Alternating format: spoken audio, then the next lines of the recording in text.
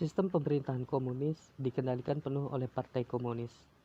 Ya, contoh yang masih berjalan itu di RRC Republik Rakyat Cina, di mana Partai Komunis itu mengatur segalanya. Komunisme atau Marxisme merupakan ideologi dasarnya. Jadi, ideologi dasar dari sistem komunis adalah Marxisme, adalah pemikiran Karl Marx.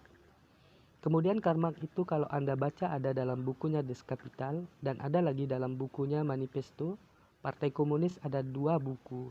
Jadi kalau Anda ingin mengetahui tentang Marxisme, Anda baca buku Des Kapitalis dan Manifesto.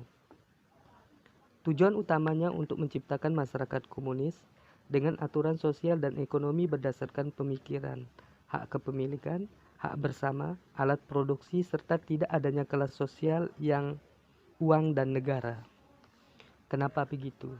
Jadi begini, awalnya Marx itu menemukan adanya ketidakadilan dalam masyarakat, di mana kelas borjuis atau kelas pemilik modal, kelas pemilik perusahaan itu menghisap kelas pekerja atau disebut kelas proletariat.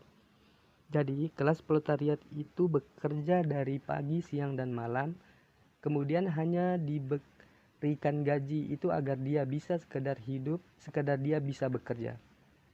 Padahal nilai pekerjaan itu jauh lebih besar dari yang diberikan.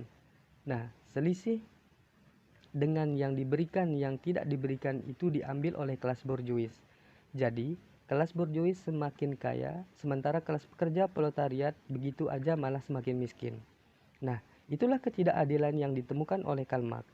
Masyarakat kapitalis di mana pengusaha kelas borjuis itu semakin kaya, semakin memiliki modal finansial yang besar.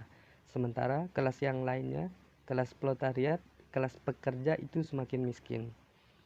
Ketidakadilan inilah jasa besar dari Karl Marx bahwa dalam masyarakat kapitalis terdapat ketidakadilan. Kemudian Marx memberikan solusi. Solusi Marx inilah yang kemudian dikatakan sebagai utopis. Solusi itu tidak mungkin terrealisasi karena solusinya itu bahkan ada kontradiksi di dalamnya. Solusi Marx ini mengatakan bahwa kelas proletariat ini harus kemudian merebut hak milik dari kaum borjuis.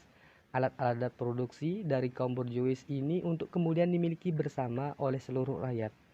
Nah, ini kan solusi yang tentu akan mendapatkan perlawanan dari pemilik perusahaan. Tidak mungkin kelas borjuis diam aja kalau harta kekayaannya direbut oleh kelas proletariat. Nah, bagi Marx, setelah harta-harta itu kemudian dimiliki bersama oleh kelas proletariat, maka kemudian kelas itu pun hilang. Masyarakat menjadi tanpa kelas, dan dalam masyarakat tanpa kelas ini sudah tidak ada lagi ketidakadilan. Nah, kemudian muncullah kelas sosialis yang akan menjadi awal dari masyarakat komunis, itu idenya Karl Marx. Nah, ide Karl Marx ini kemudian diambil oleh Lenin di Rusia, Uni Soviet waktu itu, dan kemudian menjadi Marxisme, Leninisme. Lenin mengandalkan kaum buruh untuk benar-benar melakukan revolusi. Di Cina itu diadopsi oleh Mao Zedong. Jadi kemudian Marxisme, Maoisme. Nah, Maoisme itu mengandalkan petani untuk melakukan revolusi. Petani yang kemudian menciptakan masyarakat tanpa kelas dan kemudian muncullah masyarakat komunis. Ini sistem pemerintahan komunis yang terbukti bahwa sistem pemerintahan komunis ini bangkrut. Karena di dalamnya ternyata banyak dugaan ketidakadilan dan sebagainya. Dan dalam persaingan dengan liberal kapitalisme, ternyata yang bertahan ada liberal kapitalisme.